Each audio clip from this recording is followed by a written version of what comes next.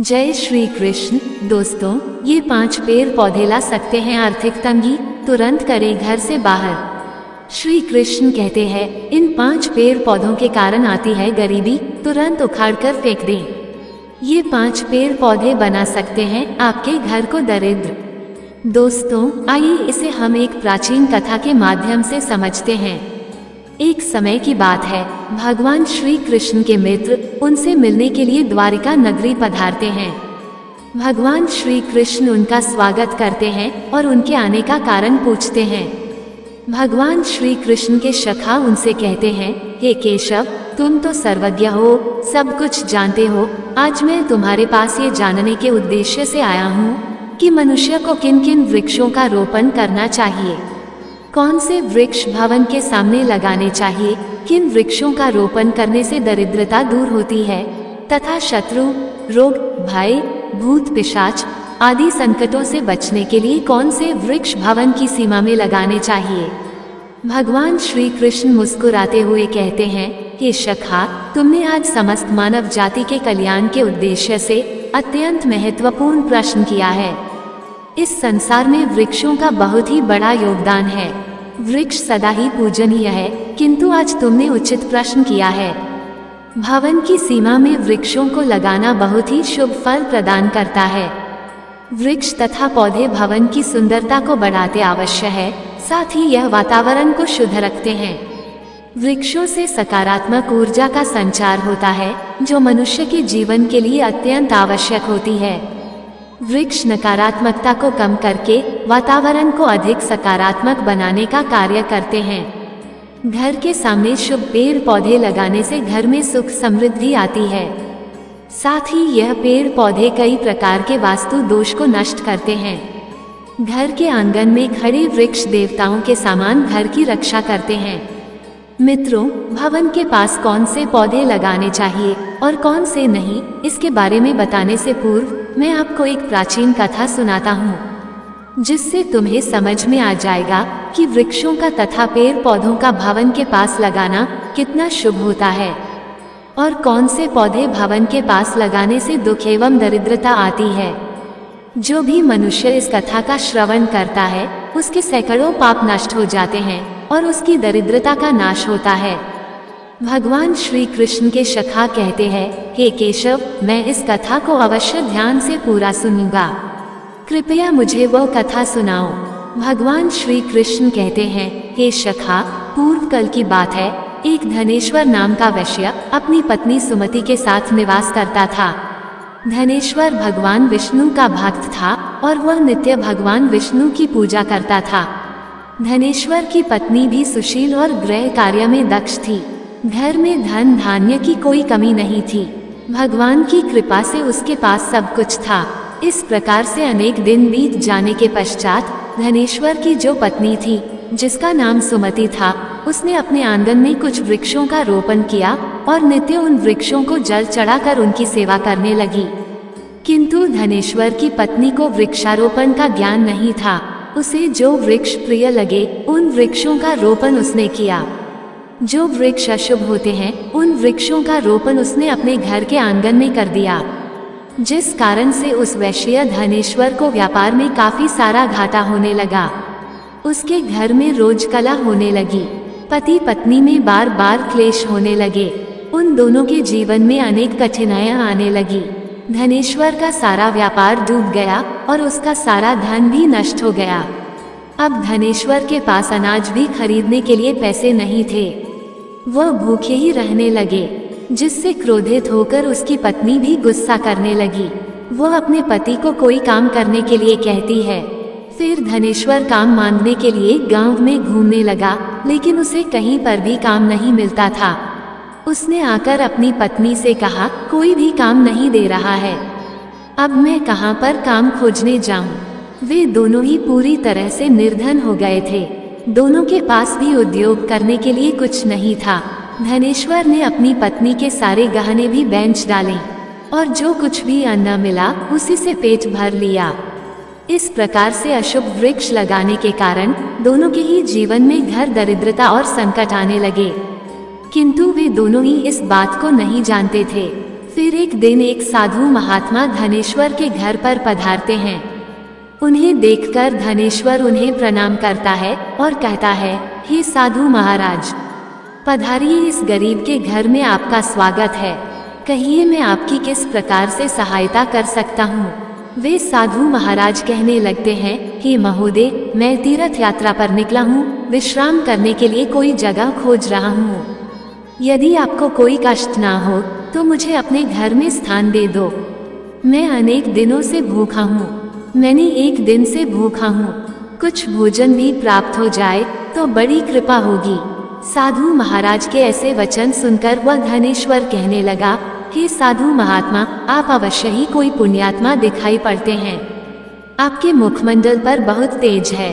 आपकी सेवा करने का मुझे सौभाग्य मिल रहा है। आपकी सेवा करके मुझे बड़ा आनंद मिलेगा। कृपा करके आप घर के भीतर चलिए। फिर वह साधु महाराज उस धनेश्वर के घर के भीतर जाते हैं और विश्राम करने लगते हैं। धनेश्वर उन साधु महाराज की बड़ी सेवा करता है, किंतु उसके पास अन्न का एक दाना नहीं होता है। तो वह अपनी पत्नी से कहता है, हे प्रिया, आज हमारे घर पर जो साधु महात्मा आए हैं वह बड़े पुण्यवान दिखाई पड़ रहे हैं। हमें उनके भोजन के लिए कुछ उपाय करना चाहिए। मैं गांव में जाकर किसी से थोड़ा सा धन मांग कर लाता हूँ। इतना कहकर वह धनेश्वर गांव में एक सेठ के घर पर जाता है और उस सेठ से थोड़ा सा धन देने की विनती करता है, किंतु वह सेठ उस वैश्य को धन देने से इनकार करता है और कहता है, तुम्हारे पास तो फूटी कौड़ी नहीं है, तुम मेरा धन कैसे वापस करोगी। धनेश्वर कहता है, हे सेठ, कृपा करके आप मुझे थोड़ा सा धन दीजिए, मैं जल्दी ही आपको लौटा दूंगा। यदि मैं धन नहीं लौटा पाया, आप मेरा घर ले लीजिए। धनेश्वर की बात सुनकर उस सेठ को उस पर थोड़ी दया आती है और वो उसे धन देते हुए कहता है, यदि तुमने धन नहीं लौटाया तो तुम स्वयं ही मुझे अपना घर सौंप दोगे। धनेश्वर कहता है, हे सेठ, मैं वचन देता हूँ, यदि मैंने धन नहीं लौटाया तो मैं आपको मेरा घर सौंप दूंगा। फिर धनेश्वर उस सेठ से धन लेकर बाजार से दूध, चावल, सब्जी, आटा, शक्कर आदि चीज खरीद लेता है और लौटकर अपने घर आ जाता है। फिर वह अपनी पत्नी से कहता है, हे प्रिया, तुम उन साधु महात्मा के लिए भोजन बनाओ। फिर धनेश्वर की पत्नी भोजन बनाती है और उन साधु महात्मा को भोजन परोसती है। इस प्रकार से उस धनेश्वर की भक्ति और निष्ठा को देखकर वे साधु महाराज बहुत प्रसन्न हो जाते हैं। भोजन हो जाने के पश्चात वे जाते जाते उस धनेश्वर से कहते हैं, हे वैश्य, मैं तुम्हारी भक्ति और आदर सम्मान से अत्यंत प्रसन्न हूँ। तुम्हारी जो भी कामना है मुझे बताओ, मैं अवश्य पूरी करूँगा। तब वह धनेश्वर कहता है, आशीर्वाद ही हमारे लिए सब कुछ है, किंतु मैं आपसे ये जानना चाहता हूँ कि किस पाप के कारण मुझे दरिद्रता का दुख भोगना पड़ रहा है। हमने तो भगवान विष्णु की भक्ति की है, फिर हमारे जीवन में दरिद्रता क्यों आई है, इसका क्या कारण है और इस दरिद्रता को दूर करने के लिए मुझे क्या उपाय करना चाहिए। फिर वह साधु महात्मा कहते हैं, हे वैश्य, मैं जब तुम्हारे द्वार पर आ गया था तभी मुझे यह आहट हो गई थी कि तुम्हारे जीवन में घोर दरिद्रता और संकट आए हुए हैं, क्योंकि तुम्हारे भवन के सामने जो वृक्ष है वही तुम्हारी दरिद्रता का कारण है। इसलिए तुम इन वृक्षों को हटाकर उनके स्थान पर शुभ पौधों का रोपण करो।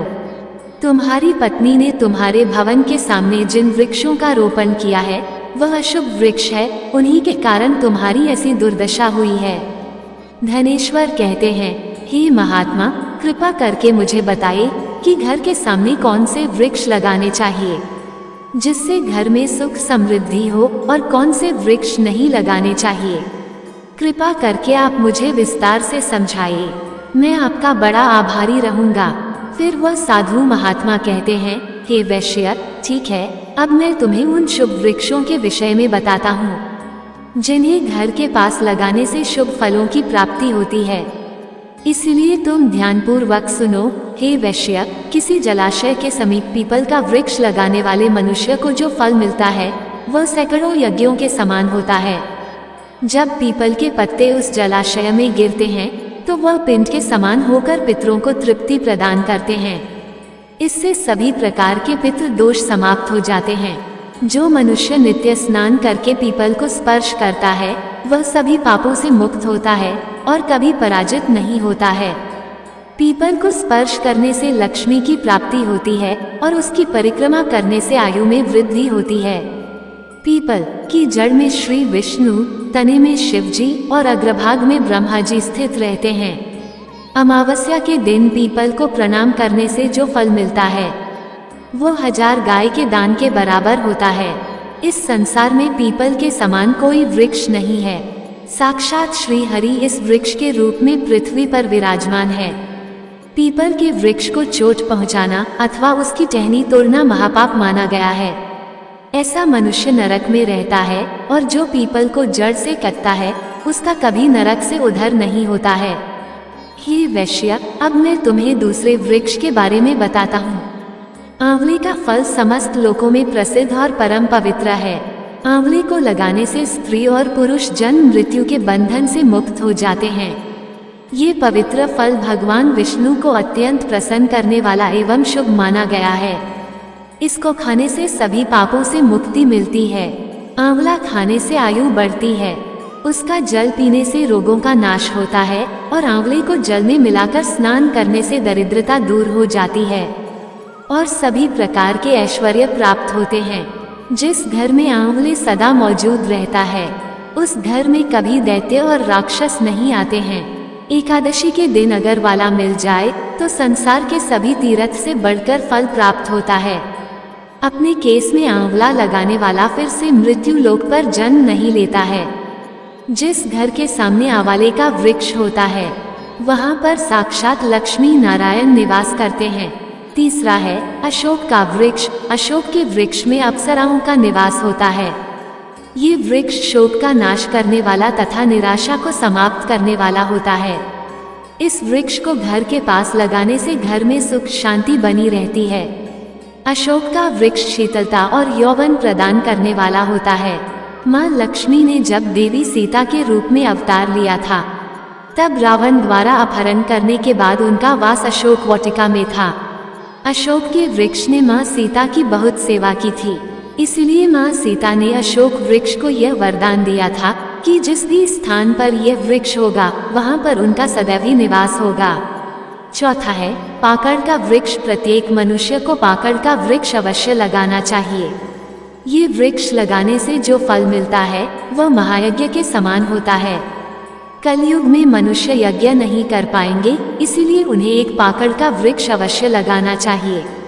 पांचवा है नीम का वृक्ष। नीम का वृक्ष लगाने से सूर्य देव प्रसन्न होते हैं। नीम का वृक्ष आयु प्रदान करने वाला माना गया है। इसे घर के पास लगाने से नाना प्रकार के रोगों से छुटकारा मिलता है।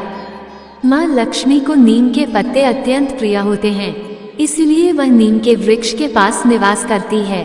घर के सामने नीम के वृक्ष का रोपण करने से धन संपत्ति की प्राप्ति होती है। छठा है जामुन का वृक्ष। यदि कोई मनुष्य कन्या प्राप्ति की कामना करता है तो उसे जामुन का वृक्ष अवश्य लगाना चाहिए। जिस मनुष्य के घर के सामने जामुन का वृक्ष होता है उसके घर में कन्या का जन्म होता है, जो कुल का गौरव बढ़ाती है। सातवां है बेल का वृक्ष। बेल के वृक्ष में भगवान शिव और गुलाब में देवी पार्वती का निवास है, इसलिए अगर बेल के वृक्ष के पास गुलाब का पौधा लगाया जाए तो शिव पार्वती का आशीर्वाद प्राप्त होता है। उस घर में कभी दुख दरिद्रता नहीं आती है, उस घर में कभी अकाल मृत्यु नहीं होती है और कोई स्त्री विधवा नहीं बनती है। आठवां है नारियल का पेड़। नारियल किसी भी धार्मिक अनुष्ठान का आवश्यक अंग होता है। यह अत्यंत शुभ माना जाता है। घर के आंगन में नारियल का पेड़ होने से उस घर में हमेशा शुभता होती है और उस घर के सदस्यों का समाज में बहुत मान सम्मान होता है। सुंदर पत्नी की कामना करने वाले मनुष्य को अनार का वृक्ष लगाना चाहिए। पलाश का पेड़ ब्रह्म तेज प्रदान करता है, इसीलिए इसका रोपण अवश्य करना चाहिए। वंश वृद्धि और संतान प्राप्ति की कामना करने वाले मनुष्य को अनकोल का वृक्ष अवश्य लगाना चाहिए। अगर मनुष्य किसी बीमारी से पीड़ित है तो उसे खैर का वृक्ष लगाना चाहिए। खैर का वृक्ष लगाने से बड़े बड़े रोग नष्ट हो जाते हैं। ये वृक्ष आरोग्य प्रदान करने वाला होता है। मोगरे के पेड़ में गंधर्व निवास करते हैं, इसीलिए इस पौधे का रोपण अपने घर के पास करने से कार्यों में सिद्ध और शुभ फलों की प्राप्ति होती है। खासकर कला के क्षेत्र में काम करने वाले लोगों को ये पौधा अवश्य लगाना चाहिए। यदि किसी मनुष्य को चोर और लुटेरों का भय सता रहा है तो उसे अपने घर के पास बैंत का वृक्ष जरूर लगाना चाहिए। ये वृक्ष चोर लुटेरों को भयभीत करता है और घर की रक्षा करता है। चंदन और कटहल के वृक्ष पुण्य और लक्ष्मी प्रदान करते हैं। इन वृक्षों का रोपण करने से दुख दरिद्रता समाप्त हो जाती है। घर की उत्तर दिशा में पाम और कनक चंपा का पौधा लगाया जाता है तो धन में वृद्धि होती है। केले का पेड़ भी बहुत शुभ होता है और यह घर में सुख समृद्धि और खुशहाली लाता है। केले के पेड़ में भगवान विष्णु का वास होता है, इसलिए घर में केले का पेड़ होने से घर में धन की कमी नहीं होती है। हर श्रृंगार के पौधे को पारिजात भी कहा जाता है। इस पौधे की उत्पत्ति समुद्र मंथन के समय हुई थी और माँ लक्ष्मी भी समुद्र मंथन से ही प्रकट हुई है, इसलिए पारिजात के पौधे का बहुत अधिक महत्व है। यदि इस पौधे को अपने घर पर लगाते हैं तो आपको माँ लक्ष्मी की विशेष कृपा प्राप्त होगी। मनुष्य को कभी भी ताड़ का वृक्ष नहीं लगाना चाहिए। ताड़ का वृक्ष संतान का नाश करने वाला होता है। जिस घर के पास ताड़ का वृक्ष होता है उस घर के संतानों की कभी उन्नति नहीं होती है। मनुष्य को कभी भी अपने घर के पास बाहेर का वृक्ष नहीं लगाना चाहिए। इस वृक्ष पर प्रेतों का वास होता है। जो मनुष्य बाहेर का वृक्ष लगाता है वह प्रेत बन जाता है। इसके नीचे बैठकर कभी पूजा पाठ भी नहीं करना चाहिए। अगर किसी मनुष्य को शत्रुओं का भय सता रहा है तो उसे केवड़े का वृक्ष लगाना चाहिए। ये शत्रुओं का नाश करने वाला होता है। घर में कभी भी ऐसे पौधे नहीं लगाने चाहिए जिनको काटने या तोड़ने पर दूध निकलता हो। घर के सामने कभी भी बबूल का पेड़ नहीं लगाना चाहिए, इसे लगाने से विपत्ति आती है। घर के सामने बेर का वृक्ष भी नहीं लगना चाहिए, इसे लगाने से नकारात्मकता बढ़ती है, धन का नाश होता है और संकट आते हैं। किसी भी मनुष्य को अपने घर के सामने पपीते का वृक्ष नहीं लगाना चाहिए। इस वृक्ष को लगाने से धन का नाश होता है और दरिद्रता आती है। अगर पीपल का वृक्ष भवन की पूर्व दिशा में होता है तो घर में निर्धनता व्याप्त हो सकती है। वट वृक्ष घर की पश्चिम दिशा में हो तो घर में शोक का काल चिरकाल तक रहता है। दक्षिण दिशा में तुलसी का पौधा हो तो संतान को पीड़ा सहन करनी पड़ती है। किसी भी अमृत वृक्ष की छाया घर पर पड़ती है तो यह मृत्यु सूचक होता है। मृत वृक्ष को तुरंत उखाड़ देना चाहिए। साधु महात्मा कहते हैं, इस प्रकार से मैंने तुम्हें इन सभी शुभ और अशुभ वृक्षों के विषय में बता दिया है, इसलिए तुम इन वृक्षों का रोपण करो और भगवान की कृपा को प्राप्त करो।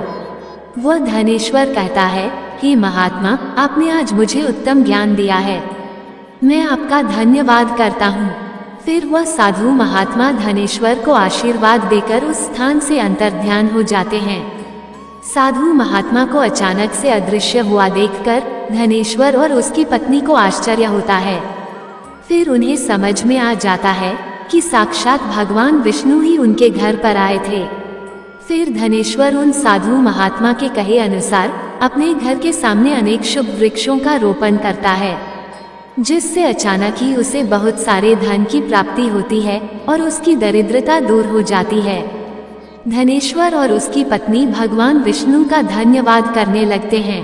भगवान श्री कृष्ण कहते हैं, हे सखा, इस प्रकार से मैंने तुम्हें शुभ और अशुभ दोनों प्रकार के वृक्षों के बारे में बताया है। अब तुम भी जाकर अपने भवन के पास इन वृक्षों का रोपण करो। तो दोस्तों, इस प्रकार से भगवान श्री कृष्ण ने भवन के पास लगाए जाने वाले शुभ और अशुभ वृक्षों के बारे में बताया है। उम्मीद है आपको ये कथा पसंद आई होगी। जानकारी अच्छी लगी हो तो वीडियो को लाइक जरूर करें और कमेंट बॉक्स में जय श्री कृष्ण अवश्य लिखें। जय श्री कृष्ण। दोस्तों, ऐसी ही और भी बहुत सारी कहानियों को सुनने के लिए चैनल को सब्सक्राइब जरूर करें। धन्यवाद।